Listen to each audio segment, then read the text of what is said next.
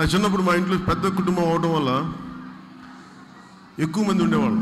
ఎక్కువ మంది ఉండటం వల్ల ఇంతమందిని పోషించాలంటే ఒక తల్లి ఎంత కష్టపడుతుందని మా అమ్మని చూసేవాడిని చిన్నప్పుడు. బియ్యం సరిపోయేవి కావు, కూరలు సరిపోయేవి కావు. ఇవన్నీ చూస్తే మా అమ్మ పొదుపు ఎంత నేర్పించేది నాకు అర్థమైంది. ఒక చిన్న బీరకాయ కోస్తే దాన్ని కూర చేసి మళ్ళీ దాన్ని తొక్క తీసుకొని పచ్చడి చేసి ఇంత పొదుపుగా నడిపేది మా అమ్మ.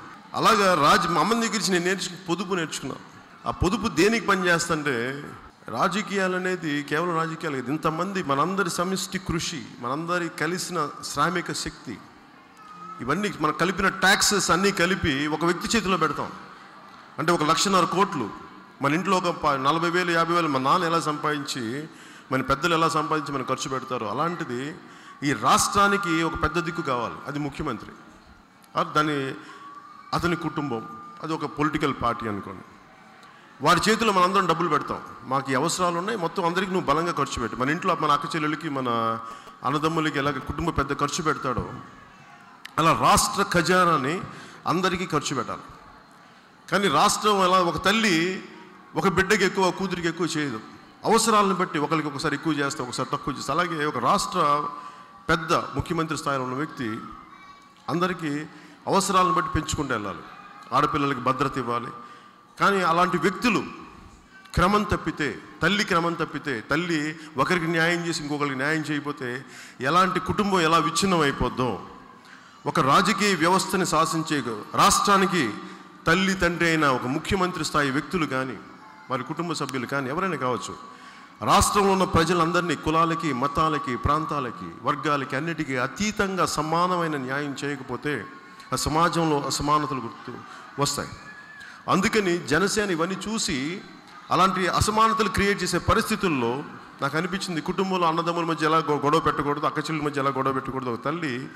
కానీ అలాంటి తల్లి గొడవ పెడితే కుటుంబం పాడైపోతుంది. అలాగే ఈ రోజున ఒక ముఖ్యమంత్రి స్థాయిలో ఉండే పెద్ద పెద్ద ఒకరనగా దశాబ్దాలుగా వీళ్ళందరినీ చూసి నేను నేర్చుకుంది ఏంటంటే, వీరికి చాలా బలమైన విలువలు ఉండాలి. ఇందాక చెప్పాను కదా, మా అమ్మ ఎలా చిన్న కుటుంబాన్ని నడిపేది. అలాగా నేను అర్థం చేసుకొని ఈ రాజకీయ వ్యవస్థని ఇది నా కుటుంబం అనుకుంటాను, ఇది నా రాష్ట్రం అనుకుని, నా కుటుంబం అనుకుంటాను. ఎందుకంటే ఉన్న కుటుంబాన్ని వదులుకొని వచ్చాను అనేక కుటుంబాల కోసం. ఇవన్నీ నా కుటుంబాలు, మా వాళ్ళు, నా కుటుంబం అనుకొని వచ్చాను. ఇది ఎందుకంటే నేను ఒక్కరి కోసం చేయలేదు. దీనికి రకరకాలుగా మాట్లాడచ్చేమో కానీ మిగతా వాళ్ళు, ఇది నేను నిజంగా నా 25 సంవత్సరాలు, ఎందుకంటే నేను ఒక 60 ఏళ్ళ తర్వాత రావచ్చు పాలిటిక్స్కి. నా సుఖం నేను చూసుకోవచ్చు.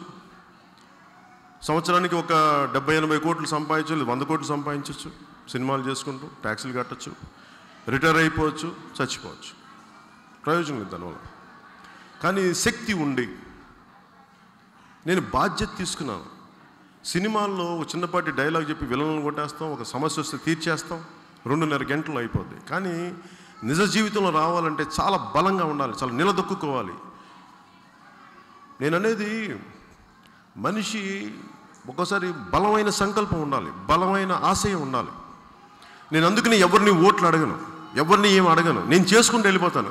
నమ్మితే జనసేనకి వెన్నంటి ఉండండి. ఆ రోజు అలాగా నేను ఎవరిని మొదటి మార్చి 14 నుంచి కూడా నేను ఏం ఆశించలేదు. ఎప్పుడు జీవితంలో ఎవరిని, నా సొంత అన్నయ్యతో సహా నేను ఎవరిని ఏం ఆశించాను, ఎవరిని నేను ఏం ఆశించాను, నేను చేసుకుంటూ వెళ్ళిపోతాను. ఎందుకంటే నాకు భగవంతుడు పంచభూతాలతో మనందరూ నిర్మితం శరీరం ఇచ్చాడు. ఇంతకుమించి నేను ఏం కోరుకోను. ఎందుకంటే నేను మొన్న ఒక అబ్బాయిని చూస్తే పాపం దాన్ని 2 చేతులు లేకుండా పుట్టాడు అబ్బాయి. నాకు అనిపించింది, ఎలా బతుకుతాడు ఈ కుర్రోడు, దగ్గర తీసుకొని హక్కుని చేర్చుకోగలను, కానీ ఏ విధంగా నేను తోడ్పాటు అందించగలను బాధ ఉంటుంది నాకు ఆ పిల్లోని చూస్తే. నిన్న మొన్న ఒక 2 డేస్ బ్యాక్ ఇక్కడికి వచ్చాడు అబ్బాయి.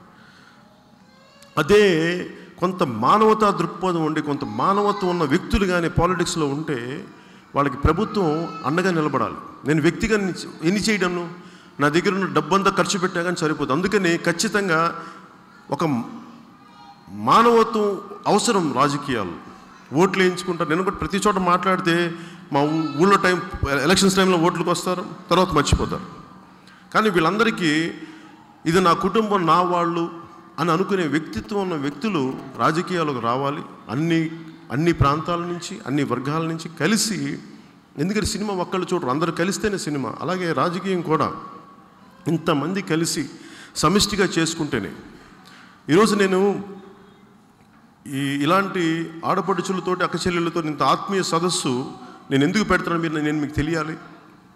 అంటే నాకు నిజంగా ఒకసారి ప్రతి నియోజకవర్గం ప్రతి ఊర్లో పెట్టాలని ఉంటుంది, కానీ ఒకసారి ఇలాంటి స్థలమే ఉండదు కూర్చొని మాట్లాడడానికి. కానీ నాకు అది భీమవరం నాకు అది నేర్పించింది, నువ్వు ఎలా మాట్లాడాలి, ఎలా చేయొచ్చు, ఎలా కలపచ్చు. అలాంటి పశ్చిమ గోదావరి జిల్లా భీమవరంకి నేను మనస్ఫూర్తిగా రుణపడి ఉంటాను. నాకు ఇలాంటి ఆత్మీయ దారి ఏర్పరిచినందుకు. అలాగే నేను భీమవరం నుంచి నేర్చుకుంది కూడా ఏంటంటే, ప్రశ్నించే పార్టీ అంటే నేను ఎప్పుడు చెప్పలేదు కేవలం ప్రశ్నిస్తానని. అధికారం కూడా తీసుకుంటానని చెప్పలేదు, అంతేగాని నేను అధికారం వద్దని ఎప్పుడు చెప్పలే. కాకపోతే దానికోసం సహజంగా రావాలి, అంతేగాని నన్ను ముఖ్యమంత్రిని చేస్తేనే నేను ఈ సమస్యకి చేస్తాను, ఈ పరిష్కరిస్తాను అట్లా ఇప్పుడు అన్నాను. ఎందుకంటే ఇది నేను సమాజం పని చేసుకుంటూ వెళ్ళిపోతాను. ఆ పనికి అది సంవత్సరం పడద్దా, 2 సంవత్సరాలు పడద్దా, ఎన్ని సంవత్సరాలు పడద్దా, నేను అసలు కాలం నిర్ణయించుకోవాలి. నేను చేసుకుంటూ వెళ్తాను, మీకు అండగా ఉంటాను. మీ ఇంట్లో ఒకడు, మీ ఇంటికి సంబంధించిన ఒక వ్యక్తి, మీ అన్నయ్య కావచ్చు, తమ్ముడు కావచ్చు, మీరు ఎలాగైనా నన్ను చూసుకున్నా కానీ మీ ఇంట్లో ఒకడు వచ్చి మా ఇంటి కోసం పార్టీ పెట్టి మా అందరి కోసం బాగు కోస్తున్నా అంటే అది జనసేన అవుతుంది, అది పవన్ కళ్యాణ్ అవుతారు. కాకపోతే నేను అందరికీ ఇండిపెండెంట్ సమస్యలు ఉంటాయి అన్నీ నేను తీర్చలేను కదా. ఒక పబ్లిక్ పాలసీ రూపంలో నేను మీ అందరికీ భద్రత కలిగే సమాజం, ఒక తల్లి ఇంటిలో నుంచి ఆడబిడ్డను బయటికి పంపించేటప్పుడు చాలా క్షేమంగా వెళ్ళి క్షేమంగా రావాలని కోరుకుంటుంది, ఏ తల్లి అయినా సరే, ఎవరు ఇబ్బంది పెట్టకూడదు. అలాగా ఎక్కడికి వెళ్ళినా సరే ఆడపడుచులు నిజంగా కానీ ధైర్యంగా ఉండగలిగితే చాలా బలమైన సమాజం అవుతుంది. అలాంటి బలమైన సమాజాన్ని నిర్మించడానికి, చేయూతనివ్వడానికి నేను నా వంతు కృషి చేస్తున్నాను. అలాగే నాకు మీ వంతు సహాయ సహకారాలు అందించండి. ఇక్కడున్న తల్లులు, ఆడపడుచులు, అక్క చెల్లెలందరూ నాకు మీ దీవెనలు ఇవ్వండి. నేను మీకు అండగా, మీ బిడ్డగా, లేదంటే మీ అన్నయ్యగా, మీ ఇంట్లో ఒకటిగా నిలబడే వ్యక్తిని నేను. అందుకని నాకు దయచేసి మనస్ఫూర్తిగా మీ ఆదరాభిమానాలు కావాలి, మీ ప్రేమానురాగాలు కావాలి, మీకు అండగా నిలబడే వ్యక్తిని. మీరు ఇలాగా వెంటనే కాలేజీలకు వెళ్ళిపోండి, స్కూల్స్కి వెళ్ళిపోండి, బాగా చదువుకోండి. ఇలా మీరు ఇంట్లో మీ టీచర్స్ అని తిడతారు, మీ ఇంట్లో మీ అమ్మా నాన్నగారు తిడతారు, పవన్ కళ్యాణ్ వచ్చాడు, వీళ్ళు స్కూల్స్ మానేస్తారు అని తిట్టుకుంటూ ఉంటారు. కాకపోతే నేను మిమ్మల్ని ఒకటే కోరుకుంటాను కన్క్లూడ్ చేయడానికి, మీరు నాకు ఏదో ఈరోజు మాటలు విని వెళ్ళిపోకండి, ఒక సినిమా యాక్టర్ అనుకోకండి. నేను నిజంగా ఎందుకు వచ్చానంటే, మీరు ఒకసారి ఇంటికి వెళ్ళి మీ అమ్మా నాన్నలతోటో, మీ ఫ్రెండ్స్తోటో, మీ అక్క చెల్లితోటో ఎలాంటి సొసైటీ కావాలని కోరుకోండి. ఆ సొసైటీ ఈ రాజకీయ నాయకులు చేస్తున్నారా లేదా అని చూడండి, మాట్లాడుకోండి. మీలో మీరు మాట్లాడుకొని మీరు నాకే ఓటేయమని చెప్పను. నిజంగా వేరే పార్టీలు గొప్ప వ్యక్తులు ఉంటే వారికి ఓటే, నాకేం ఇబ్బంది లేదు. కాకపోతే ఏంటంటే సమాజం మారాలి.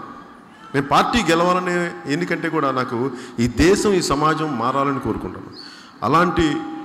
అందుకని మీలో భాగస్వామ్యం అవ్వండి, మాట్లాడుకోండి. మీరు ఏం చేయాల్సిన అవసరం, రోడ్ల మీదకి వచ్చి ఉద్యమాలు చేయకర్లా, రోడ్ల మీదకి వచ్చి ఏం గొడవలు చేయకలేదు, కానీ మీలో మీ శక్తిని బయటికి తీయండి, మీ మానసిక శక్తిని. మారాలి సమాజం. ఈ ఇలా మార్చాలనుకున్న సమాజానికి ఏ పార్టీ బాగుంటుంది, ఏ వ్యక్తులు బాగుంటారు, ఎవరి నాయకత్వంలో ఈ పార్టీ బాగుంటుంది, రాజకీయాలు మారితే ఒకసారి మీరు ఆలోచించి నిర్ణయం తీసుకొని మీరు ఏం చేస్తారో, నా పని నేను చేసుకుంటూ వెళ్ళిపోతాను. మీరు చేయాల్సిందల్లా మీ స్నేహితులతోటి, మీ ఫ్రెండ్స్ తోటి, మీ అందరూ చాలామంది అక్కడ ఉన్నారు, మీరు ఓట్లు వేస్తారు. మీకు 14 ఏళ్ళు కూడా లేవు, మీకు 15 ఏళ్ళు కూడా లేవు మీకు. కానీ నేను ఎందుకు చెప్తానంటే, మీరు ఓట్లు వేస్తారో ఇవన్నీ కాదు, నన్ను తిడతారు చాలామంది.